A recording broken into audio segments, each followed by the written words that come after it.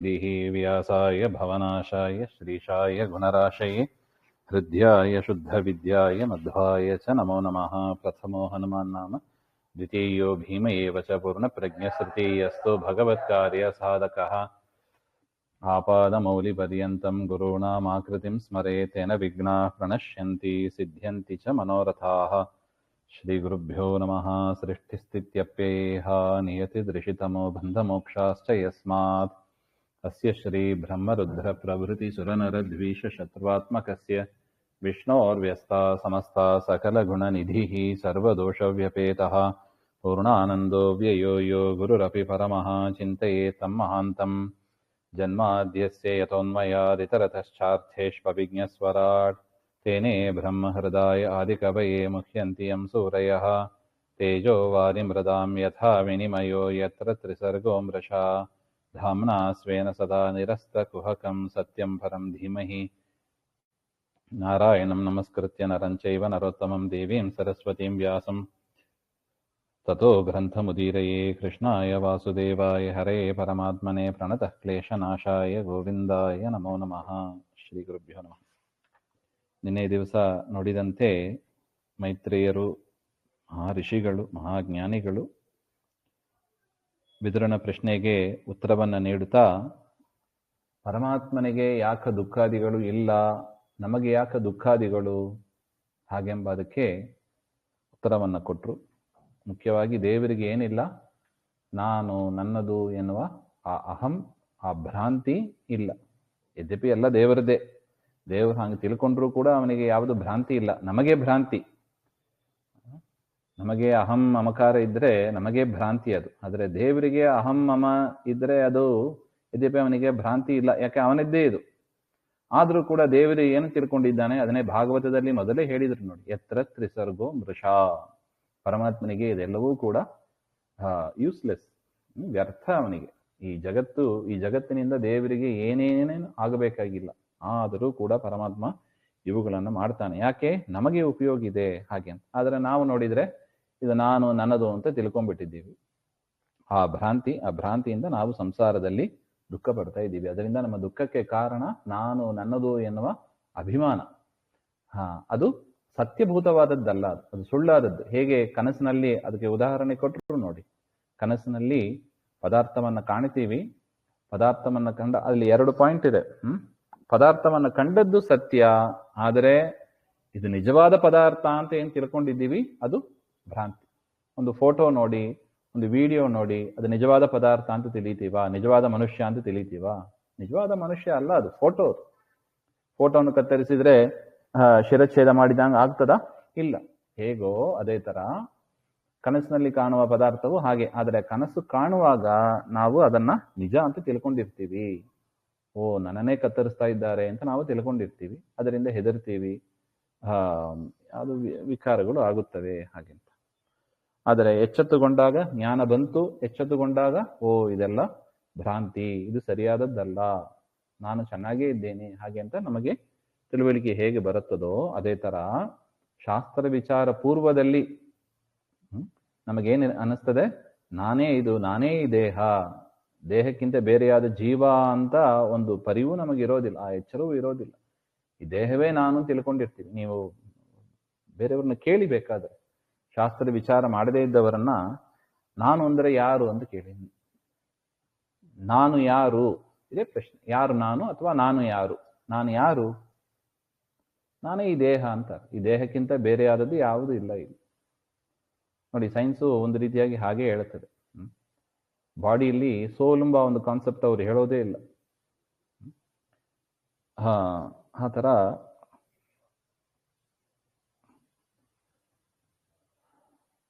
ಸಂಸಾರದಲ್ಲಿ ನಾವಿರೋದಕ್ಕೆ ಇದೇ ಕಾರಣ, ಆ ಭ್ರಾಂತಿ. ಆ ಭ್ರಾಂತಿ ಹೋಗಬೇಕು ಅಂತ. ಅದಕ್ಕಾಗಿಯೇ ಶಾಸ್ತ್ರಗಳ ಶ್ರವಣವನ್ನ, ದೇವರ ಚಿಂತನೆಯನ್ನ ನಿರಂತರ ಮಾಡ್ತಾ ಇರಬೇಕು ಹಾಗೆ. ಮುಂದಿಂದು ಯಥಾ ಜಲೇ ಚಂದ್ರಮಸ ಕಂಪಾದಿಸ್ತತ್ಕೃತೋ ಗುಣಃ ದೃಶ್ಯತೆ ಅಸನ್ನಪಿ ದ್ರಷ್ಟುರಾತ್ಮನೋ ಅನಾತ್ಮನೋ ಗುಣಃ ನನು ಏವಂ ಸ್ವಾತಂತ್ರ್ಯವತ್ ಭ್ರಾಂತಿಮೂಲಃ ಅಯಂ ದುಃಖಾದಿ ದುಃಖಾದಿ ಅನರ್ಥಃ ಅಪಿ ಜೀವಸ್ಯ ಕಿಂ ಮಿಥ್ಯಾಭೂತಃ ಏವ ದೃಶ್ಯತೆ ಕಿಮಿತ್ಯಾಶಂಕಾಯಾಂ ನೇತಿ ಸದೃಷ್ಟಾಂತಮಾಹ. ಆಯ್ತು, ಇದೆಲ್ಲವೂ ಕೂಡ ಸ್ವಾತಂತ್ರ್ಯ ಭ್ರಾಂತಿ ನಮಗೆ ಇದೆ, ಅದೇ ಮೂಲವಾದ ಕಾರಣ. ಅದರಿಂದ ದುಃಖಾದಿ ಅನರ್ಥ. ಆ ದುಃಖಾದಿ ಅನರ್ಥ ಅದನ್ನ ಯಾಕೆ ಸತ್ಯ ಅಂತ ಒಪ್ಪಬೇಕು ನಾವು? ಅದನ್ನ ಯಾಕೆ ಮಿಥ್ಯ ಅಂತ ಹೇಳಬಾರ್ದು? ಅಂದ್ರೆ ಕನಸಿನಲ್ಲಿ ನಾವು ಕಂಡ ಏನೋ ಒಂದು ಪದಾರ್ಥವನ್ನ ನೋಡಿ ಸುಖ ಪಡ್ತೀವಿ, ಅಥವಾ ವೇದನೆ ಆದಾಗ ದುಃಖ ಪಡ್ತೀವಿ. ಆ ಸುಖ ದುಃಖವನ್ನೇ ಮಿಥ್ಯ ಅಂತ ಯಾಕೆ ಹೇಳಬಾರ್ದು, ಸುಳ್ಳು ಅಂತ ಯಾಕೆ ಹೇಳಬಾರ್ದು? ಅದನ್ನ ಯಾಕೆ ಸತ್ಯ ಅಂತ ಹೇಳಬೇಕು? ಹಾಗಂತ ಹೇಳಿದ್ರೆ ಅದಕ್ಕೆ ಮತ್ತೊಂದು ಈ ಶ್ಲೋಕದಲ್ಲಿ ವೇದವ್ಯಾಸರು ಸುಂದರವಾದ ಒಂದು ಉದಾಹರಣೆಯನ್ನ ಮೈತ್ರೇಯರು ಕೊಡ್ತಾ ಇದ್ದಾರೆ. ಯಥಾ ಜಲೆ ಚಂದ್ರಮಸಃ ಕಂಪಾದಿ ತತ್ಕೃತೋ ಗುಣ. ಒಂದು ಸರೋವರದಲ್ಲಿ ಚಂದ್ರನ ಪ್ರತಿಬಿಂಬ ಬೀಳ್ತಾ ಇದೆ. ರಾತ್ರಿ ಹೊತ್ತು ಚಂದ್ರನ ಪ್ರತಿಬಿಂಬ ಎಲ್ಲಿ ಬೀಳ್ತಾ ಇದೆ? ಸರೋವರದಲ್ಲಿ ಇರುವ ನೀರಿನಲ್ಲಿ ಬೀಳ್ತಾ ಇದೆ. ಆ ನೀರನ್ನು ಸ್ವಲ್ಪ ಅಲಗಾಡಿಸಿದರೆ, ಸ್ವಲ್ಪ ಕೈ ಹಾಕಿ ಮುಟ್ಟಿದರೆ ಏನಾಗ್ತದೆ? ನೀರು ಅಲಗಾಡುತ್ತದೆ. ನೀರು ಅಲಗಾಡಿದಾಗ ಏನು ಅಲಗಾಡುತ್ತದೆ? ಚಂದ್ರನು ಅಲಗಾಡುತ್ತಾನೆ. ಅದರಿಂದ ಚಂದ್ರ ಅಲಗಾಡುತ್ತಾನೆ ಅಂತ ಹೇಳಿಕ್ಕಾಗ್ತದಾ? ಪ್ರತಿಬಿಂಬ ಅಲಗಾಡಿದರೆ ಬಿಂಬನೂ ಅಲಗಾಡುತ್ತದೆ ಅಂತ ಹೇಳಕ್ಕಾಗ್ತದಾ? ಇಲ್ಲ. ಪ್ರತಿಬಿಂಬ ಮಾತ್ರ ಅಲಗಾಡುತ್ತದೆ, ಅದು ಕೈ ಮುಟ್ಟಿದ್ದರಿಂದ. ಇದೇ ಕೊಡುವ ಉದಾಹರಣೆ. ಕಂಪನಾದಿ ಅಂತ ಅದೇ ಅಲಗಾಡೋದು. ನೀರು ಅಲಗಾಡಿದರೆ ಚಂದ್ರನೂ ಅಲಗಾಡಿದಂತೆ ನಮಗೆ ಅನಿಸ್ಬಿಡುತ್ತದೆ. ಅದರ ವಾಸ್ತವಿಕವಾಗಿ ಅಲಗಾಡಿದ್ದು ನೀರು ಹೊರತು ಚಂದ್ರ ಅಲ್ಲ. ಚಂದ್ರ ಹಾಗೆ ಇರ್ತಾನೆ ಹೇಗೋ ಅದೇ ತರ ಇಲ್ಲೂ ಕೂಡ ನೋಡಿ, ಚಂದ್ರ ಬಿಂಬ, ನೀರಿನಲ್ಲಿ ಕಾಣುವ ಚಂದ್ರ ಅದು ಪ್ರತಿಬಿಂಬ. ಹಾಗೆ ಅಂತ ಪ್ರತಿಬಿಂಬ ಅಲಗಾಡುತ್ತದೆ ಹೊರತು ಬಿಂಬ ಅಲಗಾಡುವುದಿಲ್ಲ. ಹಾಗೆ ಚಂದ್ರಮಸ ಸನ್ನವಿ ದೃಶ್ಯತೆ. ಆದ್ರೆ ಪ್ರತಿಬಿಂಬ ಇದ್ದದ್ದು, ಪ್ರತಿಬಿಂಬದಲ್ಲಿ ಆ ಚಲನವಲನೆ ಕಂಡದ್ದು ಸತ್ಯವೋ ಸುಳ್ಳೋ? ಹಾಗೆಂದ್ರೆ ಸತ್ಯವೋ ಸುಳ್ಳೋ? ಅದು ಪ್ರತಿಬಿಂಬದಲ್ಲಿ ಚಲನವಲನೆ ಕಂಡದ್ದು ಸತ್ಯ. ಅದು ಸುಳ್ಳು ಅಂತ ಹೇಳಕ್ಕಾಗ್ತದ? ಇಲ್ಲ. ಪ್ರತಿಬಿಂಬದಲ್ಲಿ ಬರತಕ್ಕ ಸುಖ ದುಃಖಾದಿಗಳು ಸತ್ಯವೇ ಹೊರತು ಅದನ್ನ ಮಿಥ್ಯಾ ಅಂತ ಹೇಳಲಿಕ್ಕೆ ಆಗೋದಿಲ್ಲ. ಅದರಿಂದ ಜೀವನಿಗೆ ಬರತಕ್ಕ ಸುಖ ದುಃಖಾದಿಗಳು, ಸಂಸಾರ ಅವಸ್ಥೆಯಲ್ಲಿ ಜೀವನಿಗೆ ಬರತಕ್ಕ ಸುಖ ದುಃಖಾದಿಗಳು ಅದು ಮಿಥ್ಯಾ ಅಂತ ಹೇಳಲಿಕ್ಕೆ ಬರೋದಿಲ್ಲ. ಅದು ಸತ್ಯಭೂತವಾದದ್ದೇ, ಅದು ಇರೋದೇ ಅದು. ಅದರಿಂದ ಜೀವನಿಗೆ ಭ್ರಾಂತಿ, ಸ್ವಾತಂತ್ರ್ಯ ಭ್ರಾಂತಿ ಇದೆ. ಅದರಿಂದ ಸಂಸಾರದಲ್ಲಿ ಇದ್ದಾನೆ. ಆ ಜೀವನಿಗೆ ಸಂಸಾರದಲ್ಲಿ ಬರತಕ್ಕ ಸುಖ ದುಃಖಾದಿಗಳು ಅದು ಸತ್ಯಭೂತವಾದದ್ದೇ ಹೊರತು ಮಿಥ್ಯಾಭೂತವಾದದ್ದಲ್ಲ ಅಂತ ಎರಡನೇ ಪಾಯಿಂಟ್. ಮೊದಲನೇ ಪಾಯಿಂಟ್ ಏನು? ಜೀವನಿಗೆ ಭ್ರಾಂತಿ ಇದೆ, ಅಂದ್ರೆ ಸ್ವಾತಂತ್ರ್ಯ ಭ್ರಾಂತಿ ಇದೆ. ತಾನೇ ಸ್ವತಂತ್ರ ಅಂತ ತಿಳ್ಕೊಂಡಿದ್ದಾನೆ, ಅದರಿಂದ ಅವನಿಗೆ ಸಂಸಾರ. ಆ ಸಂಸಾರದಲ್ಲಿ ಅಲ್ಪವಾದ ಸುಖ, ಬಹಳವಾದ ದುಃಖ. ಆ ಸುಖ ದುಃಖಗಳು ಸತ್ಯನೋ ಮಿಥ್ಯಾನೋ? ಹಾಗೆ ಅಂದ್ರೆ ಆ ಸುಖ ದುಃಖಾದಿಗಳು ಸತ್ಯವೇ, ಅದು ಸುಳ್ಳು ಅಂತ ತಿಳಿಯಬಾರದು, ಭ್ರಾಂತಿ ಅಂತ ತಿಳಿಯಬಾರದು.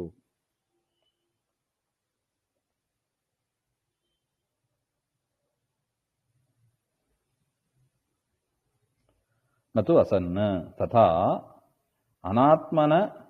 ಅನಾತ್ಮನಃ ಅಂತಃಕರಣಸ್ಯ ಗುಣಃ ದುಃಖಾದಿ ದ್ರಷ್ಟುಃ ತದ್ ಅನುಭವಿತುಃ ಆತ್ಮನಃ ಜೀವಸ್ಯ ಸನ್ನೇವ ದೃಶ್ಯತೆ. ಆದರೆ ಈ ಸುಖ ದುಃಖ ಅದೆಲ್ಲ ಎಲ್ಲಿ ಆಗತಕ್ಕದ್ದು? ಅಂತಃಕರಣದಲ್ಲಿ ಆಗತಕ್ಕ ಒಂದು ಬದಲಾವಣೆಗಳಷ್ಟೇ.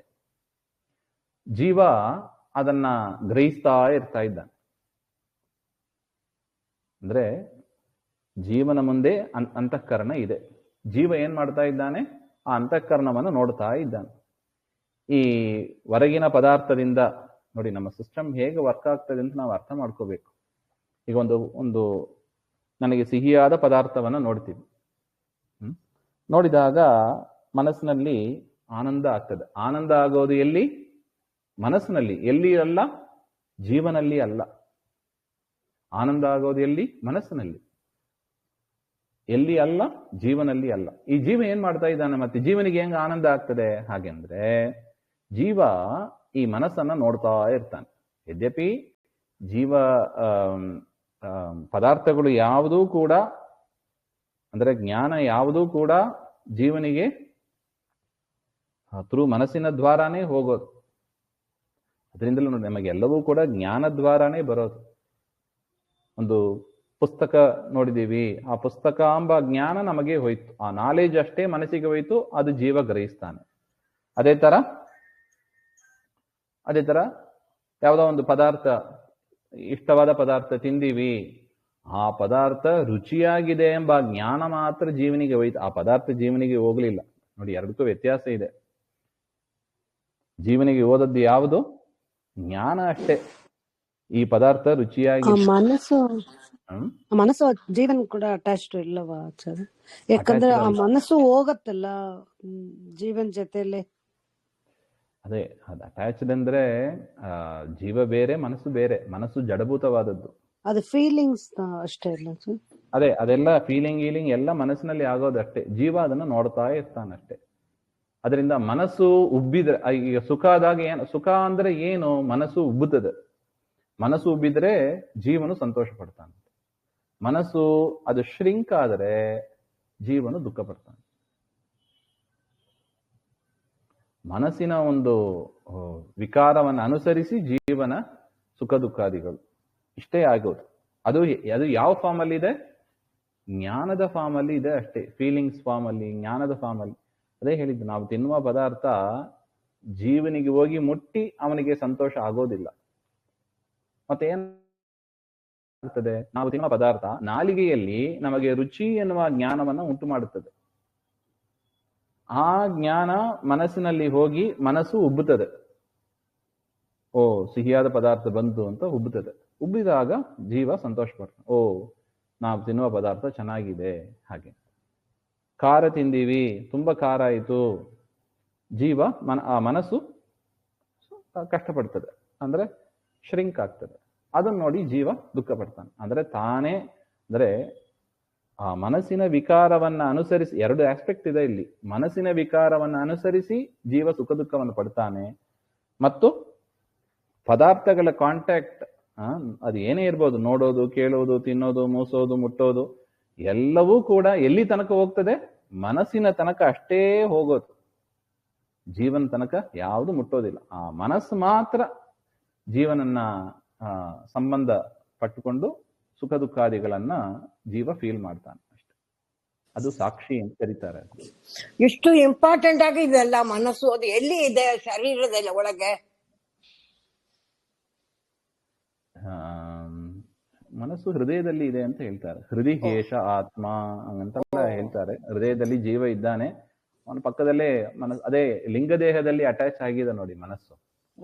ಜೀವನ ಸುತ್ತ ಒಂದು ಆವರಕ ಇದೆ ನೋಡಿ, ಲಿಂಗದೇಹ ಹಾಗೆ ಅಂತ. ಅಲ್ಲೇ ಮನಸ್ಸೆಲ್ಲ ಅಟ್ಯಾಚ್ ಆಗಿರೋದು. ಇದೆಲ್ಲ ಕೂಡ ಅದು ತಾನ ಆಚಾರ್ಯ, ನಮಗೆ ಹಸುವಾಗದು ಎಲ್ಲ ಜಸ್ಟ್ ಎಲ್ಲ ಮನಸ್ಸಿನ ವಿಕಾರ ಅಷ್ಟೇ. ಎಲ್ಲ ಆಗೋದು ಶರೀರಕ್ಕೆ, ಜೀವನಿಗೆ ಯಾವುದು ಆಗೋದಿಲ್ಲ. ಆದರೆ ಜೀವ ಏನ್ ಮಾಡ್ಬಿಡ್ತಾನೆ? ನನಗೇ ಆಯ್ತು ಅಂತ ತಿಳ್ಕೊಂಡ್ಬಿಡ್ತಾನೆ.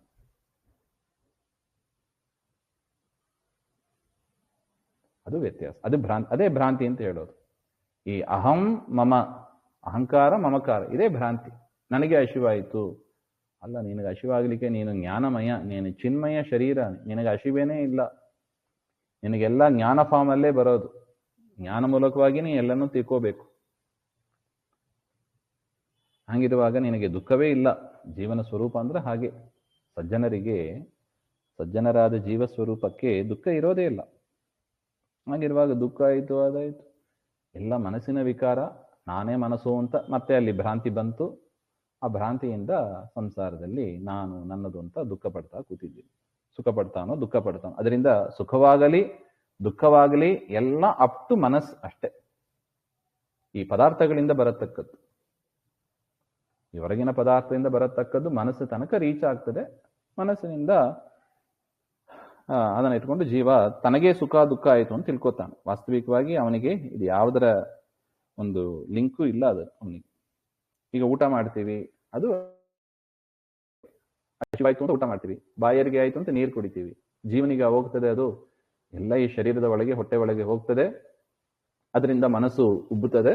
ಮನಸ್ಸು ಖುಷಿಯಾದ ಕೂಡಲೇ, ಮನಸ್ಸು ಉಬ್ಬಿದ ಕೂಡಲೇ ಜೀವ ಸಂತೋಷ ಪಡ್ತಾನೆ, ಓ ಚೆನ್ನಾಗಿದ್ದೀವಿ ಹಾಗೆ ಅಂತ. ನೋಡಿ, ಅಲ್ಲೂ ಮತ್ತೆ ಭ್ರಾಂತಿನೇ ಬಂತು. ಯಾಕೆಂದ್ರೆ ತನಗೆ ಯಾವುದರ ಎಫೆಕ್ಟು ಇಲ್ಲ, ಆದ್ರೂ ತನಗಾಯಿತು ಅಂತ ನಾವು ತಿಳ್ಕೊತೀವಿ. ನಮಗೆ ಯಾವುದರ ಎಫೆಕ್ಟು ಇರೋದಿಲ್ಲ. ರೋಗ ರುಜಿನ ಯಾವುದರ ಎಫೆಕ್ಟು ನಮಗಿಲ್ಲ. ಎಲ್ಲ ಇರೋದು ಈ ಶರೀರಕ್ಕೆ. ಈ ಶರೀರ, ಇಂದ್ರಿಯ, ಮನಸ್ಸು ಇದನ್ನ ನಮ್ದು ಅಂತ, ನಾನೇ ಇದು ಅಂತ ತಿಳ್ಕೊಂಡಿದ್ದೀವಿ. ಶರೀರ, ಇಂದ್ರಿಯ, ಮನಸ್ಸು ನಾನಲ್ಲ. ಶರೀರ, ಇಂದ್ರಿಯ, ಮನಸ್ಸು ಅದು ಜಡಭೂತವಾದದ್ದು. ಶರೀರ ಬೇರೆ, ನಾನು ಬೇರೆ. ನೋಡಿ, ಪಂಚಭೇದ ಇಲ್ಲಿಂದ ಪ್ರಾರಂಭ ಆಯಿತು. ಆಚಾರ್ಯರ ಸಿದ್ಧಾಂತ ಅಂದ್ರೆ ಅದು. ನಾನು ಚಿನ್ಮಯ, ನಾನು ಜ್ಞಾನಮಯ, ನನಗೆ ಜಡದ ಸಂಪರ್ಕ, ಅದು ನಂದು ಅಂತ ತಿಳ್ಕೊಂಡಿರೋದು ನಂದು ಭ್ರಾಂತಿ ಹಾಗೆ. ಅದನ್ನ ಈ ಉದಾಹರಣೆಯಲ್ಲಿ ಮನಸ್ಸಿಗೂ ಅಂತಃಕರಣಕ್ಕೂ ಏನ್ ವ್ಯತ್ಯಾಸ ಇದೆ ಆಚಾರ್ಯ? ಇಲ್ಲ, ಒಂದೇ. ಮನಸ್ಸು ಅಂತಃಕರಣ ಬೇರೆ ಬೇರೆ. ಅಂತಃಕರಣ ಅಂದ್ರೆ, ಕರಣ ಅಂದ್ರೆ ಏನು? ಇಂದ್ರಿಯಗಳು ಅಂತ ಅರ್ಥ. ಕರಣ ಅಂದ್ರೆ ಏನು? ಇಂದ್ರಿಯ. ಏನೋ ಒಂದು ಕೆಲಸ ಮಾಡ್ಲಿಕ್ಕೆ ಒಂದು ಇನ್ಸ್ಟ್ರೂಮೆಂಟ್ ಅಂತ ಹೇಳ್ತೀವಿ ನೋಡಿ, ಅದು ಕರಣ ಅಂತ ಹೇಳ್ತೀವಿ. ನಮಗೆ 2 ಕರಣ ಇದೆ, ಬಾಹ್ಯಕರಣ, ಅಂತಃಕರಣ ಅಂತ. ಈ ಕಣ್ಣು, ಮೂಗು ಅದೆಲ್ಲ ಏನು? ಬಾಹ್ಯಕರಣ, ಹೊರಗೆ ಕಾಣಿಸ್ತಾ ಇದೆ ನಮಗೆ. ಕಣ್ಣು, ಮೂಗು ಎಲ್ಲ ಕಾಣಿಸ್ತದಲ್ಲ. ಆದ್ರೆ ಈ ಮನಸ್ಸು ಏನಿದೆ ಅದು ಅಂತಃಕರಣ ಅಂದ್ರೆ ಏನು? ಒಳಗಿರುವ ಇಂದ್ರಿಯ ಅಂತ ಅಷ್ಟೇ ಅರ್ಥ. ಇದ್ರೆ ಮನಸ್ಸು ಅಂತಃಕರಣನೇ. ಮನಸ್ಸು ಅಂದ್ರೆ ಅಂತಃಕರಣ. ಅಂತಃಕರಣ ಅಂದ್ರೆ ಏನು? ಒಳಗಿರುವ ಇಂದ್ರಿಯ ಅಂತ ಅಷ್ಟೇ ಅರ್ಥ ಇದೆ. ಅರ್ಥ ಆಯ್ತು. ಅದರಿಂದ ಈ ಮನಸ್ಸಿನ ವಿಕಾರ ಆಗ್ತಾ ಇರ್ತದೆ, ಅದನ್ನ ಸಾಕ್ಷಿ ಗ್ರಹಿಸ್ತಾನೆ ಹಾಗೆ ಅಂತ ಅಷ್ಟೇ. ಇದು ಒಟ್ಟು ತತ್ ಸತ್ಯತ್ವೇ ಸಾಕ್ಷಿ. ಅದರಿಂದ ಈ ಮನಸ್ಸಿನ ವಿಕಾರ ಅದು ಸತ್ಯ. ಯಾಕೆ? ಸಾಕ್ಷಿ ಗ್ರಹಿಸ್ತದೆ ಹಾಗೆ ಅಂದ್ರೆ ಅದು ಸತ್ಯವೇ ಆಗಿರ್ಬೇಕು. ಇಲ್ಲದೇ ಇದ್ದದ್ದನ್ನ ಸಾಕ್ಷಿ ಗ್ರಹಿಸ್ತದ? ಇಲ್ಲದೇ ಇದ್ದದ್ದನ್ನ ಸಾಕ್ಷಿ ಗ್ರಹಿಸೋದಿಲ್ಲ. ಅದರಿಂದ ಸಾಕ್ಷಿ ಗ್ರಹಿಸ್ತದೆ. ಸಾಕ್ಷಿ ಗ್ರಹಿಸ್ತದೆ ಅಂತ ಆದ್ಮೇಲೆ ಸುಖ ದುಃಖಾದಿಗಳು ಅದು ಮಿಥ್ಯಾ ಆಗ್ಲಿಕ್ಕೆ ಇಲ್ಲ, ಅದು ಸತ್ಯಭೂತವೇ ಆಗಿದೆ. ಅದರಿಂದ ಜಗತ್ತಿನಲ್ಲಿ ನಾವು ಪಡತಕ್ಕ ಸುಖ ದುಃಖಾದಿಗಳು ಸತ್ಯವೋ ಸುಳ್ಳೋ ಹಾಗೆ ಅಂದ್ರೆ ನೋಡಿ, ಬೇರೆ ಮತದವರು ಇದೆಲ್ಲ ಮಿಥ್ಯಾ ಅಂತ ಹೇಳುವವರಿದ್ದಾರೆ. ಆದ್ರೆ ಭಾಗವತಕ್ಕೆ, ಮೈತ್ರೇಯರಿಗೆ ಸಮ್ಮತ ಅಲ್ಲ ಅದು. ಅದರಿಂದ ನಾವು ಸ್ಪಷ್ಟ ತಿಳ್ಕೋಬೇಕು ಇದನ್ನ. ನಾವು ಪಡತಕ್ಕ ಸುಖ ದುಃಖ ಎಲ್ಲ ಮಿಥ್ಯಾ ಅಂತ ಹೇಳ್ಬಿಡ್ತಾರೆ. ಮಿಥ್ಯಾ ಅಲ್ಲ, ಅದು ಸತ್ಯಭೂತವಾದದ್ದು. ಇದು ಸತ್ಯಭೂತವಾದ ಸುಖ ದುಃಖ. ಆದ್ರೆ ಅದು ನಾನು ನನ್ನದು ಎನ್ನುವ ಭ್ರಾಂತಿ ಅಂಶ ಅದರಲ್ಲಿ ಇದೆ. ಅದೇ ತರ ಕನಸಿನಲ್ಲಿ ಕಾಣುವ ಪದಾರ್ಥವು ಕೂಡ ಮಿಥ್ಯಾ ಅಂತ ಹೇಳ್ಬಿಡ್ತಾರೆ. ಎಲ್ಲ ಮಿಥ್ಯಾವಾದಿಗಳೇ ಅವರು. ಎಲ್ಲ ಮಿಥ್ಯೆ, ಎಲ್ಲ ಸುಳ್ಳು, ಮಾಯಾವಾದಿಗಳು ಅಂತ ಹೇಳ್ತೀವಿ ನೋಡಿ. ಆದ್ರೆ ಯಾವುದು ಮಿಥ್ಯ, ಯಾವುದು ಸತ್ಯ, ಅದನ್ನ ಸರಿಯಾಗಿ ಭಾಗವತ ಹೇಳಿದ ರೀತಿಯಲ್ಲಿ ನಾವು ಅರ್ಥ ಮಾಡ್ಕೋಬೇಕು. ಆಯ್ತು. ಈಗ ಆಚಾರ್ಯ, ಮತ್ತೆ ಇದು ಮನಸ್ಸು, ಬುದ್ಧಿ, ಚಿತ್ತ ಬುದ್ಧಿ ಅಂತ ಇರುತ್ತಲ್ಲ, ಅದು ಚಿತ್ತ ಬುದ್ಧಿ ಎಲ್ಲಿರ್ತದದು? ಇವಾಗ ಮನಸ್ಸು ಹಾರ್ಟ್ ಹತ್ರ, ಹೃದಯದಲ್ಲಿ ಇರ್ತದೆ ಹೇಳಿದ್ರಿ. ಇದು ಬುದ್ಧಿ, ಚಿತ್ತ ಮತ್ತು ಅದೇ ಮನಸ್ಸು ಅಂದ್ರೆ ಅದರಲ್ಲಿ ತುಂಬಾ ಕೆಲಸಗಳು ನಡೀತಾ ಇರ್ತದೆ. ಅದರಲ್ಲಿ ಅನೇಕ ಡಿಪಾರ್ಟ್ಮೆಂಟ್ಗಳು ಇದೆ. ಮನಸ್ಸು ಅದರಲ್ಲಿ 5 ಡಿಪಾರ್ಟ್ಮೆಂಟ್ ಹೇಳ್ತಾರೆ. ಮನಸ್ಸು ಅಂದ್ರೆ ಮನಸ್ಸು, ಬುದ್ಧಿ, ಅಹಂಕಾರ, ಚಿತ್ತ, ಚೇತನ ಮುಗಿತದು. 5 ಪ್ರಭೇದಗಳು ಅಂತ. ಮನಸ್ಸು ಏನ್ ಮಾಡ್ತದೆ? ಮನಸ್ಸಿನ ಕೆಲಸ ಏನಂದ್ರೆ ಸಂಕಲ್ಪ ವಿಕಲ್ಪಾತ್ಮಕ ಮನಃ ಹಾಗೆ ಅಂತ. ಸಂಕಲ್ಪ, ಇದು ಮಾಡಬೇಕು ಅಂತ ಸಂಕಲ್ಪ ಮಾಡೋದು, ಇದು ಮಾಡೋದು ಬೇಡ ಅಂತ ವಿಚಾರ ಮಾಡೋದು. ಈಗ ಏಕಾದಶಿ ಮಾಡಬೇಕು ಮಾಡಬಾರದು ಅಂತ ವಿಚಾರ ಮಾಡೋದು ಮನಸ್ಸು. ಇದು ಮನಸ್ಸಿನ ಕೆಲಸ. ಸಂಕಲ್ಪ ವಿಕಲ್ಪ. ಮಾಡಬೇಕು ಹಾಗೆ ಅಂತ ತೀರ್ಮಾನ ಮಾಡೋದು, ಡಿಸೈಡಿಂಗ್ ಅಥಾರಿಟಿ ಯಾವುದು? ಅದನ್ನ ಬುದ್ಧಿ ಅಂತ ಕರೀತಾರೆ.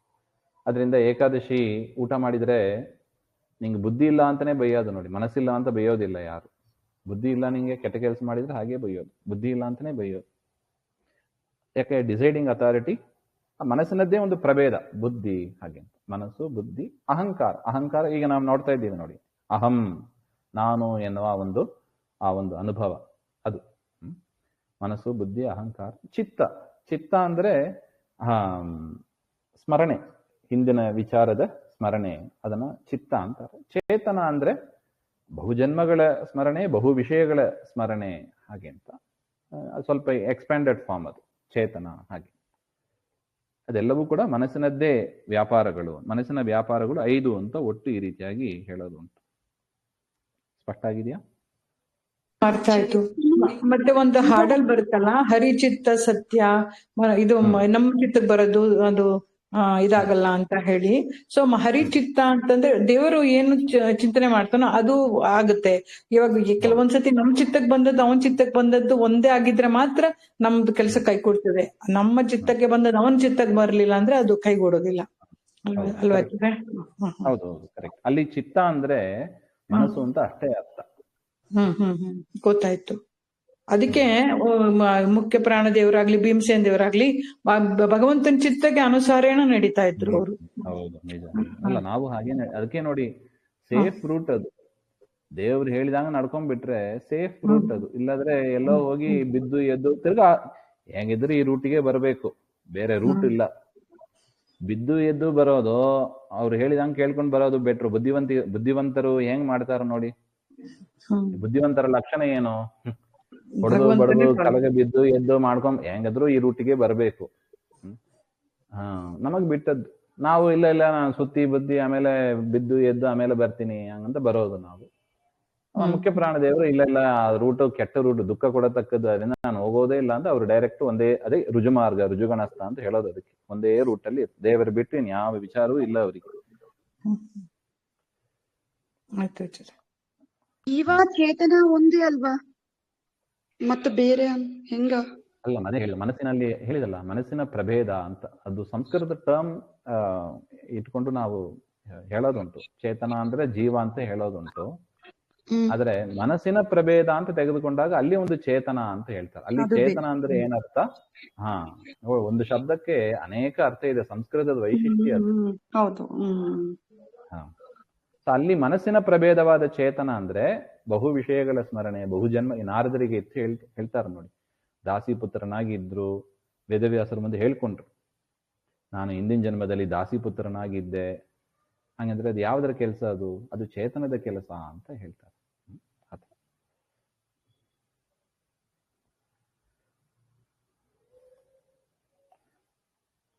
ಅದರಿಂದ ತತ್ಸತ್ಯತ್ವೇ ಸಾಕ್ಷಿಣಂ ಪ್ರಮಾಣಯಿತುಂ ದೃಷ್ಟಿ ಇತ್ಯುಕ್ತಂ. ನೋಡಿ, ಅದಕ್ಕೆ ಜೀವ ಕಾಣ್ತಾನೆ. ಇದು ಸತ್ಯವಾದದ್ದನ್ನ ಜೀವ ಕಾಣ್ತಾನೆ. ಇಲ್ಲದೇ ಇದ್ದದನ್ನ ಜೀವ ಹೆಂಗ್ ಕಾಣ್ತಾನೆ? ಇಲ್ಲದೇ ಇದ್ದದನ್ನ ಜೀವ ಕಾಣೋದಿಲ್ಲ. ಹಾಗೆ ಅದರಿಂದ ಸುಖ ದುಃಖಾದಿಗಳು ಅದು ಸತ್ಯವೇ, ಸುಖ ದುಃಖಾದಿಗಳು ಸುಳ್ಳು ಅಂತ ಹೇಳಬಾರದು ಅಂತ ಮೈತ್ರೇಯರ ಅಭಿಪ್ರಾಯ. ಇನ್ನು ಸವೈ ನಿವೃತ್ತಿ ಧರ್ಮೇನ ವಾಸುದೇವಾನುಕಂಪಯ ಭಗವದ್ಭಕ್ತಿ ಯೋಗೇನ ತಿರೋಧತ್ತೇ ಶನೈರಿಹ. ನಾನು ಸಂಸಾರಸ್ಯ ಸತ್ಯತ್ವೇ ಆಯ್ತು. ಸಂಸಾರ ಸತ್ಯ ಅಂತ ಆಯ್ತು. ಸಂಸಾರ ಸುಳ್ಳಲ್ಲ, ಸಂಸಾರವೂ ಸತ್ಯ. ಅಂದ್ರೆ ಹುಟ್ಟು ಸಾವು ಇದು ಕೂಡ, ಈ ಜಗತ್ತು ಸತ್ಯ, ಈ ಸಂಸಾರವೂ ಸತ್ಯ, ಇದರಲ್ಲಿ ಪಡತಕ್ಕ ಸುಖ ದುಃಖಾದಿಗಳು ಸತ್ಯ. ಆದರೆ ಭ್ರಾಂತಿ ಇರೋದು ನಾನು ಸ್ವತಂತ್ರ ಎನ್ನುವ ವಿಚಾರದಲ್ಲಿ ಭ್ರಾಂತಿ ಇದೆ ಜೀವನಿಗೆ. ಆಯ್ತು. ಈ ಸತ್ಯಭೂತವಾದ ಈ ಸಂಸಾರದ ನಿವೃತ್ತಿಗೆ ಏನು ಉಪಾಯ? ಇದು ನಮ್ಮ ಮುಂದೆ. ಈಗ ಜೈಲಲ್ಲಿ ಸಿಕ್ಕಾಕೊಂಡ್ಬಿಟ್ಟಿವಿ. ಅದೇ ನೋಡಿ, ನಮಗೆ ಕೆಲವರು ಕೇಳೋದುಂಟು, ಇದೇ ಚಂದ ಇದಲ್ರಿ, ಎಷ್ಟು ಚೆನ್ನಾಗಿದೆ, ಇಲ್ಲಿ ಊಟ ಸಿಗ್ತದೆ, ಇನ್ನು ಬೇರೆ ಎಲ್ಲೆಲ್ಲೋ ಹೋಗಿ ಬಿದ್ದು ಬಿಟ್ರೆ ಹೇಗೆ ಹಾಗೆ ಅಂತ. ಅದು ಇದು ಜೈಲುಂಬ, ಅದು ನಮಗಿನ್ನು ಮನವರಿಕೆ ಆಗ್ತಾ ಇಲ್ಲ ನೋಡಿ. ಇದು ನಾವು ಬಂಧನದಲ್ಲಿ ಇದ್ದೀವಿ. ಇದು ಈಗ ಜೈಲಿಗೆ ಹೋಗೋದಕ್ಕೆ ಯಾರಾದ್ರು ಇಷ್ಟಪಡ್ತಾರಾ? ನೋಡ್ರಿ, ಯಾಕೆ ಹೋಗ್ಬಾರ್ದು ಜೈಲಿಗೆ? ತಪ್ಪು ಮಾಡಿದವರು ಹೋಗೋದಲ್ಲಿ ನೋಡಿ, ಅಲ್ಲಿ ಒಳ್ಳೆ ಊಟ ಕೊಡ್ತಾರೆ, ಮಲ್ಕೊಲಿಕ್ ಜಾಗ ಇದೆ, ಲೈಟ್ ಇದೆ, ಎಲ್ಲ ಕೊಡ್ತಾರಂತೆ. ನಮಗೆ ನಮ್ಮ ಮುಖ್ಯ ಪ್ರಧಾನ ಏನ್ ಹೇಳಿ? ಊಟ ತಿಂಡಿ ವಿಚಾರ ಇಷ್ಟ. ಇದಾಗ್ಬಿಟ್ರೆ ನಮಗೆ ಸುಖ ಅಂತ ಜೈಲಲ್ಲೂ ಕೊಡ್ತಾರೆ. ಜೈಲಿಗೆ ಯಾಕೆ ಹೋಗ್ಬಾರ್ದು? ಹೇಗೆ ಹೋಗೋದಿಲ್ಲವೋ ಅದೇ ತರ ಈ ಸಂಸಾರವೂ ಅಷ್ಟೆ. ಏನೋ ಒಂದು ತಾತ್ಕಾಲಿಕವಾದ ಒಂದು ಸುಖ ದೇವರು ಕೊಡ್ತಾನೆ. ಬರೀ ದುಃಖ ಇದ್ದಿದ್ರೆ ಸಂಸಾರ ಹೇಗಿರ್ಬೇಕು ನೋಡಿ. ನರಕ ಆಗ್ತಾ ಇತ್ತು. ಇದು ಕೂಡ ಶಾಸ್ತ್ರ ಓದ್ಲಿಕ್ಕೆ ಆಗ್ತಾ ಇತ್ತಾ? ದೇವರ ವಿಚಾರ ಮಾಡ್ಲಿಕ್ಕೆ ಆಗ್ತಾ ಇತ್ತಾ? ಏನೋ ಚಾರು ಚೂರು ಸುಖ ಅಂತ ಕೊಟ್ಟಿದ್ದಾನೆ. ಅದೇ ಪ್ರಧಾನವಾಗಿ ಇಟ್ಟುಕೊಂಡು ನಾನು ಇಲ್ಲೇ ಇರ್ತೀನಿ, ಸಂಸಾರಾವಸ್ಥೆ ಚೆನ್ನಾಗಿದೆ, ಮೋಕ್ಷಾವಸ್ಥೆನೇ ಬೇಡ ಅಂತ ವಾದ ಮಾಡುವವರು ಇದ್ದಾರೆ. ಏನ್ ಮೋಕ್ಷ ಇಟ್ಕೊಂಡು ಏನ್ ಮಾಡ್ತೀರಿ, ಮಡಿ ಪದಾರ್ಥ ಏನೋ ಅವರ ಕಲ್ಪನೆ, ಮೋಕ್ಷ ಅಂದ್ರೆ ಏನೋ ಗೊತ್ತಿಲ್ಲ, ಮೋಕ್ಷ ಬೇಡ ಸಂಸಾರವೇ ಚೆನ್ನಾಗಿದೆ ಅಂತ ಹೇಳುವ ಜನರು ಇದ್ದಾರೆ. ಅದರಿಂದ ಈ ಸಂಸಾರದ ಅದು ಸರಿಯಾದ ಮಾರ್ಗ ಅಲ್ಲ, ಅದು ಬುದ್ಧಿವಂತರು ಹಂಗೆ ಚಿಂತನೆ ಮಾಡೋದಿಲ್ಲ. ಸಂಸಾರ ಇದು ಸತ್ಯಭೂತವಾದದ್ದು, ಇದರ ನಿವೃತ್ತಿ ರೂಪ ಮೋಕ್ಷ, ಆ ಮೋಕ್ಷವೂ ಕೂಡ ಸತ್ಯ. ಸಂಸಾರವೂ ಸತ್ಯ, ಮೋಕ್ಷವೂ ಸತ್ಯ.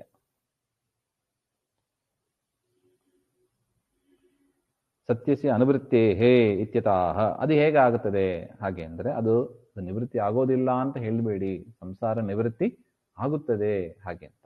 ಸಂಸಾರದ ನಿವೃತ್ತಿಯ ಉಪಾಯವನ್ನ ಹೇಳ್ತಾ ಇದ್ದಾರೆ ಇಲ್ಲಿ. ಸವೈ ಶಬ್ದ ವೈ, ಇದು ಪ್ರಮಾಣ ಪ್ರಸಿದ್ಧಿ ದ್ಯೋತಕಃ ಅಂತ ಬರೀತಾರೆ. ಇಲ್ಲಿ ಹೇಳತಕ್ಕ ವಿಚಾರ ಪ್ರಮಾಣಗಳಲ್ಲಿ, ವೇದಾದಿಗಳಲ್ಲಿ ಪ್ರಸಿದ್ಧವಾಗಿದೆ ಹಾಗೆ. ಏನದು? ಸಹ ಅಂದ್ರೆ ದುಃಖಾದಿ ರೂಪ ಸಂಸಾರ. ನೋಡಿ, ಸಂಸಾರ ಅಂದ್ರೆ ದುಃಖಮಯ. ಇದು ನಾವು ಇಲ್ಲೇನೋ ಸುಖ ಕಾಣ್ತೀವಿ ಅಂದ್ರೆ ಅದು ಮತ್ತೆ ಭ್ರಾಂತಿನೇ. ಈ ಮುಟ್ಟಿದ ಹೆಜ್ಜೆಗೂ ದುಃಖ ನಮಗೆ ಕಾಣಿಸ್ತಾ ಇದೆ. ದುಃಖ ಅನುಭವಿಸಿದ್ದ, ಕೇವಲ ಸುಖವನ್ನು ಅನುಭವಿಸುವ ಒಂದು ದೇಶ, ಕಾಲ, ಅವಸ್ಥೆ ತೋರ್ಸ್ಲಿಕ್ಕೆ ಆಗ್ತದ? ಸಣ್ಣ ಮಗು ತಾಯಿ ಹೊಟ್ಟೆಯಲ್ಲಿ ಇರುವಾಗ ಅಂತ ತಿಳ್ಕೊಳ್ಳೋಣ, ಅದು ಸುಖವಾಗಿ ಇದೆಯಾ ಅಲ್ಲಿ? ಇಲ್ಲ, ಅಲ್ಲೂ ದುಃಖಮಯ. ಅದೇನು ತಾಯಿ ಖಾರ ತಿಂದ್ರೆ ಆ ಮೈ ಚರ್ಮ ಪರ್ಚ್ಕೋಬೇಕು ಅಂತ ಅನಿಸ್ತದಂತ, ಅಷ್ಟು ವೇದನೆ ಆಗ್ತದಂತ ಆ ಮಗುವಿಗೆ. ತಾಯಿ ಹೊಟ್ಟೆಯಲ್ಲಿ ಇರುವಾಗ ತಾಯಿ ಬಿಸಿ ಬಿಸಿ ಏನಾದ್ರು ಕುಡಿದ್ರೆ ಮಗುವಿಗೆ ಮತ್ತೆ ವೇದನೆ. ಅದು ಕೈಕಾಲು ಹಿಂಗೆ ಗಟ್ಟಿ ಹಿಡ್ಕೊಂಡು ಕೂತಿರ್ಬೇಕು 9 ತಿಂಗಳು, ಹಾಗೆ ಇರಬೇಕು. ಯಾವಾಗಪ್ಪ ಹೊರಗೆ ಬರುವೇನೋ ಅಂತ ಈ ತರ ವೇದನೆ. ಹುಟ್ಟಿದ ಕರುವಲ್ಲಿ ಇರುವಾಗಿಂದ ವೇದನೆ ಶುರು. ಇನ್ನು ಹೊರಗೆ ಬಂದಾಗ ಮಲಮೂತ್ರದಲ್ಲೇ ಇರಬೇಕು. ತಾಯಿ ಯಾವಾಗ ನೋಡ್ಕೊಂಡು ಕ್ಲೀನ್ ಮಾಡ್ತಾರೋ ಕ್ಲೀನ್ ಮಾಡಿದ್ದು, ಸೊಳ್ಳೆ ಕಚ್ಚಿದ್ರೆ ಕಚ್ಚಿಸ್ಕೋಬೇಕು. ಇನ್ನೇನು ಮಾಡ್ಲಿಕ್ಕೆ ಆಗ್ತದೆ? ಅಳ್ಲಿಕ್ಕೆ ಬರ್ತದೆ ಅಷ್ಟೇ. ಏನೇ ಇದ್ರೂ ಅಳ್ತಾ ಕೂತಿರ್ಬೇಕು, ಇಲ್ಲ ನಗಬೇಕು ಅಷ್ಟೆ. ಇನ್ನೇನು ಮಾತಾಡಕ್ ಬರಲ್ಲ. ಮಾತಾಡದೇ ಇರುವ ಪರಿಸ್ಥಿತಿಯಲ್ಲಿ ಸುಮಾರು 1 ವರ್ಷ ಕಲಿತೀವಿ ನೋಡಿ. 1 ವರ್ಷನೋ 2 ವರ್ಷನೋ. ಈಗ ಮಾತಿನ ಬೆಲೆ ನಮಗ್ ಗೊತ್ತಾಗ್ತದೆ. ನಮಗೇನ್ ಬೇಕೋ ನಮ್ಮ ಮನಸ್ಸಿನಲ್ಲಿ ಬರೋದನ್ನ ಮಾತಾಡ್ತೀವಿ. ಆ 1-2 ವರ್ಷದ ಮಕ್ಕಳ ಪರಿಸ್ಥಿತಿ ಏನ್ ಬೇಕು ಬಾಯಿ ಬಿಟ್ಟು ಹೇಳಿಕ್ ಬರೋದಿಲ್ಲ. ಸುಖನ ಅದು. ಇನ್ನು ದೊಡ್ಡವರಾದ ಮೇಲೆ ಇನ್ನು LKG ಅಂತ ಶುರು ಮಾಡಿಬಿಡ್ತಾರೆ ಅಷ್ಟೇ. LKG, school, college, office, retirement ತನಕ ದುಡ್ಡು ದುಡ್ಡು ದುಡ್ಡು. ಕೇಳಿ, ಪುರಾಣದಲ್ಲಿ, ಪದ್ಮಪುರಾಣದಲ್ಲಿ ಹೇಳ್ತಾರೆ, ದುಡ್ಡು ಅದನ್ನು ಗಳಿಸೋದು ಕಷ್ಟ. 30 ತಿಂಗಳು 30 ದಿನ ಕೆಲಸ ಮಾಡಿದರೆ ಮತ್ತೆ ಸಂಬಳ ಅಂತ ಕೊಡ್ತಾರೆ. ದುಡ್ಡು ಗಳಿಸೋದು ಕಷ್ಟ. ಗಳಿಸಿದ ದುಡ್ಡನ್ನ ರಕ್ಷಣೆ ಮಾಡೋದು ಕಷ್ಟ. ಅದು ಡೆಪಾಸಿಟ್ ಅದು ಇದು ಎಲ್ಲ ಹಾಕಿ ಕಳ್ಳರು ಕಾಟ್ರು ಟ್ಯಾಕ್ಸ್ ಗೀಕ್ಸ್ ಏನು ಹೋಗ್ಬಾರ್ದು. ನಮ್ಗೆ ಇರ್ಬೇಕು ನಮ್ಮ ದುಡ್ಡು. ಆ ಥರ ಮಾಡಿ ರಾಜರು ತಗೊಂಡ್ಬಿಡ್ತಾರೆ, ಕಳ್ಳರು ಎಷ್ಟು ಜನ ಕಳ್ಕೊಂಡವರಿದ್ದಾರೆ, ದುಡ್ಡು ಕಳ್ಕೊಂಡವರು. ಅದು ಫೈನಾನ್ಸಲ್ಲಿ ಹಾಕಿ ಕಳ್ಕೊಂಡವರು ಎಷ್ಟು ಜನ ಇದ್ದಾರೆ. ದುಡ್ಡಿನಿಂದ ಸುಖನ? ಅದಕ್ಕಾಗಿ ಒದ್ದಾಡ್ತಾ ಇರೋದು. ಆಮೇಲೆ ಅದರ ಮಧ್ಯದಲ್ಲಿ ಬಂಧು ಬಾಂಧವರ ಕಾಟ, ರೋಗ ರುಜಿನಗಳ ಕಾಟ. ಸುಖನ ಇದು? ಕೇವಲ ಸುಖ ಎಲ್ಲಿದೆ ಹೇಳಿ? ಯಾವ ದೇಶದಲ್ಲಿ, ಯಾವ ಕಾಲದಲ್ಲಿ, ಯಾವ ಮನೆಯಲ್ಲಿ, ಯಾವ ವ್ಯಕ್ತಿಗೆ? ವಯಸ್ಸಾದ ಮೇಲಂತೂ ಘೋರ ಪರಿಸ್ಥಿತಿ ಅದು. ರೋಗ ರುಜಿನ ಎಲ್ಲ ಪೀಕಲ್ಲಿ ಇರ್ತದೆ. ಅದರಿಂದ ಈ ಸಂಸಾರ ದುಃಖಾದಿ ರೂಪ ಇದೆ. ಸುಖ ಇಲ್ಲ ಅಂತ ಇಲ್ಲ. ತಾತ್ಕಾಲಿಕವಾದ ಭಾರಿ ಅಲ್ಪವಾದ ಸುಖ ಮಲಗಿದಾಗ, ನೋಡಿದಾಗ, ತಿಂದಾಗ ಅಲ್ಲಿ ಏನೋ ಚೂರು ಚೂರು ಬರ್ತದೆ. ಆದ್ರೆ ಅದು ಪ್ರಧಾನ ಅಂತ ನಾವು, ಅದೇ ಪ್ರಧಾನ. ಅದರಿಂದಲೇ ಸಂಸಾರದಲ್ಲೇ ಎದ್ದು ಬಿಡೋಣ ಸಾಕು ಅಂತ ಕೆಲವರು ಚಿಂತನೆ ಮಾಡ್ತಾರೆ. ಆದರೆ ಜ್ಞಾನಿಗಳು ಆ ರೀತಿಯಾಗಿ ಚಿಂತನೆ ಮಾಡೋದಿಲ್ಲ. ಮತ್ತೆ ಈ ಪರಿಹಾರ ಏನು? ಸಂಸಾರದಿಂದ ಹೋಗಬೇಕು ಅಂದ್ರೆ ಏನ್ ಮಾಡಬೇಕು ಅಂದ್ರೆ, ನಿವೃತ್ತಿ ಧರ್ಮೇನ ಜಾತೇನ ಭಕ್ತಿ ಯೋಗೇನ ಅಂತ ಬರೀತಾರೆ ನೋಡಿ. ನಿವೃತ್ತಿ ಧರ್ಮ ಮಾಡಬೇಕು. ಪ್ರವೃತ್ತಿ ಧರ್ಮ, ನಿವೃತ್ತಿ ಧರ್ಮ ಅಂತ ಎರಡು ಧರ್ಮ ಇದೆ. ನಾವು ಮಾಡುವ ಧರ್ಮ ಅಂದ್ರೆ ಏನು? ಕೆಲಸಗಳು, ನಾವು ಮಾಡತಕ್ಕ ಕೆಲಸಗಳು, ವರ್ಣಾಶ್ರಮ ವಿಹಿತ ಕರ್ಮಗಳು ಅಂತ. ಅದರಲ್ಲಿ ಪ್ರವೃತ್ತಿ ಧರ್ಮ ಆಗೋದು ಯಾವಾಗ? ಸಕಾಮವಾಗಿ ಮಾಡಿದರೆ, ದುಡ್ಡು ಬೇಕು, ಅದು ಬೇಕು, ಇದು ಬೇಕು, ಊಟ ಬೇಕು, ಬ್ಯಾಂಕ್ ಬ್ಯಾಲೆನ್ಸ್ ಬೇಕು, ಇದು ಪ್ರವೃತ್ತಿ. ನಮ್ಮನ್ನ ಮತ್ತೆ ಮತ್ತೆ ಸಂಸಾರದಲ್ಲಿ ಇಡ್ತಾ ಇರ್ತದೆ ಇದು. ನಿವೃತ್ತಿ ಧರ್ಮ, ನನಗೆ ಯಾವುದು ಬೇಡಪ್ಪ, ನಂಗೆ ದೇವರು ಸಾಕು. ಹರಕ ಸಂಸಾರದಲ್ಲಿ ಹೇಳ್ತಾರೆ ನೋಡಿ, ಆ ಮಗು ಏನು ಕೊಟ್ಟರು ಬೇಡ ಅದಕ್ಕೆ. ಮಗು ಅಮ್ಮ ಪಕ್ಕದಲ್ಲೇ ಇರ್ತಾಳೆ, ರೂಮಲ್ಲಿ ಬಚ್ಚಿಟ್ಕೊಂಡಿದ್ದಾಳೆ, ಆದರೂ ಕೂಡ ಏನು ಕೊಟ್ಟರು ಮಗುವಿಗೆ ಸಮಾಧಾನ ಇಲ್ಲ, ಅಮ್ಮನೇ ಬೇಕು. ಹಾಗೆ ಅದೇ ತರ ಚಾಕ್ಲೇಟ್ ಕೊಡ್ತೀನಿ, ಗೊಂಬೆ ಕೊಡ್ತೀನಿ, ದುಡ್ಡು ಕೊಡ್ತೀನಿ, ಹೆಂಡತಿ ಮಕ್ಕಳು, ಮಠ ಮಾನ್ಯ ಎಲ್ಲ ಕೊಡ್ತೀನಿ, ನನ್ನನ್ನು ಬಿಟ್ಟು ಬಿಡು ಅಂದ್ರೆ ಇಲ್ಲ. ನಾವು ಹೇಗಿರ್ಬೇಕು? ದೇವರು ಬಿಟ್ಟು ನನಗೆ ಯಾವುದು ಬೇಡ, ದೇವರೇ ಬೇಕು. ಆ ಉದಾಹರಣೆ ನೆನಪಿಸ್ಕೋಬೇಕು, ಗುರುಗಳು ಹೇಳಿದ್ದು. ಇದನ್ನ ನಿವೃತ್ತಿ ಧರ್ಮ ಅಂತ ಕರೀತಾರೆ. ಈ ನಿವೃತ್ತಿ ಧರ್ಮದಿಂದ ಏನಾಗ್ತದೆ? ಭಕ್ತಿ ಬೆಳೀತದೆ. ಭಕ್ತಿ ಬೆಳೆದು ಬೆಳೆದು ಅದರಿಂದ ನಮಗೆ ಅಪರೋಕ್ಷ ಹುಟ್ಟುತ್ತದೆ. ಅಪರೋಕ್ಷ ಜ್ಞಾನ ದ್ವಾರ ಜಾತೆಯ ವಾಸುದೇವ ಅನುಕಂಪಯ, ವಾಸುದೇವನ ಪ್ರಸಾದ ಆಗ್ತದೆ. ಮೋಕ್ಷ ಕೊಡುವ ರೂಪ ಅಂದ್ರೆ ವಾಸುದೇವ, ಅದಕ್ಕೆ ವಾಸುದೇವ ಅನುಕಂಪಯ ಅಂತ ಬರೆದಿದ್ದಾರೆ. ವಾಸುದೇವ ಅನುಕಂಪಯ ಮೈತ್ರೇಯರ ಹಾಗೆ ಬರೆದಿದ್ದಾರೆ ನೋಡಿ. ವಾಸುದೇವ ಅನುಕಂಪಯ ಅಂದ್ರೆ ವಾಸುದೇವ ಪ್ರಸಾದದಿಂದ ತಿರೋಧತೆ, ಇದು ವಿಲೀಯತೆ, ಈ ಸಂಸಾರ ಆಗ ನಮಗೆ ನಾಶ ಆಗ್ತದೆ. ಪರಮಾತ್ಮನ ಭಕ್ತಿ ಅಂದ್ರೆ ಶಾಸ್ತ್ರೋಕ್ತ ಕರ್ಮಗಳನ್ನ, ವೇದೋಕ್ತ ಕರ್ಮಗಳನ್ನ ಮಾಡೋದು, ಅದರಿಂದ ಭಕ್ತಿ ಬೆಳೆಸೋದು, ಅದರಿಂದ ದೇವರ ಪ್ರಸಾದ ಪಡೆಯೋದು, ಅದರಿಂದ ಮೋಕ್ಷವನ್ನ ಪಡೆಯೋದು ಅಂತ ಇಷ್ಟು ಸ್ಟೆಪ್ಸ್ ಹೇಳಿದ್ದಾರೆ. ಅದರಿಂದ ಈ ದುಃಖ ಸತ್ಯಭೂತವಾದ ಈ ಸಂಸಾರದ ದುಃಖಾದಿಗಳ ನಿವೃತ್ತಿ ಆಗೋದು ಯಾವುದರಿಂದ? ಮೋಕ್ಷದಿಂದ. ಅದಕ್ಕೆ ಕಾರಣ ಭಕ್ತಿ. ಹಾಗೆ ಅಂತ ಒಟ್ಟು ಇಷ್ಟು ವಿಚಾರ ಹೇಳಿದ್ದಾರೆ. ಇದು ಸ್ಥೂಲವಾದ ಈ ಶ್ಲೋಕದ ಅಭಿಪ್ರಾಯ. ಇದರ ಮೇಲೆ ತುಂಬಾ ವಿಚಾರ, ಈ ಶ್ಲೋಕ ಆಚಾರ್ಯರ ತಾತ್ಪರ್ಯವೂ ಇದರಲ್ಲಿ ಇದೆ ವಿಶೇಷವಾಗಿ. ಅದನ್ನೆಲ್ಲ ಮತ್ತೆ ನೋಡೋಣ. ಸರ್ವಗುಣ ಸಂಪೂರ್ಣ ಸರ್ವದೋಷ ವಿವರ್ಜಿತ ಪ್ರಿಯತಾಂ ಪ್ರೀತೇವಾಲಂ ವಿಷ್ಣುರ್ಮೆ ಪರಮ ಸುಹೃತ್ ಶ್ರೀಮಧ್ವಾಂತರ್ಗತ ಶ್ರೀ ಕೃಷ್ಣಾರ್ಪಣಮಸ್ತು. ಶ್ರೀ ಹರೇ.